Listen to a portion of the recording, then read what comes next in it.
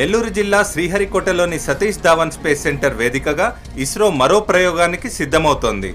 Navigation టెక్నాలజీకి సంబంధించిన IRNSS-1C ఉపగ్రహాన్ని PSLV-C-26 rocket ద్వారా నింగిలోకి పంపేందుకు సన్నద్ధమైంది. అయితే ఈ ఉపగ్రహాన్ని ఈ నెల 10నే నింగిలోకి పంపించేందుకు ప్లాన్ చేయగా సాంకేతిక లోపం తలెత్తిన కారణంగా ప్రయోగం వాయిదా వేయాలని ఇస్రో నిర్ణయించింది. మిషన్ రెడీనెస్ సమీక్షలో ఇస్రో చైర్మన్ రాధాకృష్ణన్ ఈ మేరకు నిర్ణయం తీసుకున్నారు. సాంకేతిక లోపాన్ని నివారించేందుకు ఓ కమిటీని కూడా వేశారు.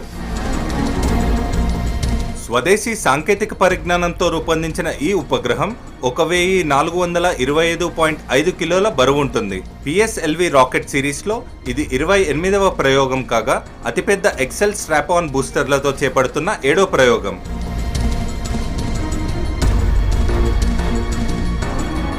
ఈ ఉపగ్రహం రష్యాకు చెందిన గ్లోనాస్, యూరప్కు చెందిన గెలీలియో ఉపగ్రహాలను పోలి ఉంటుంది.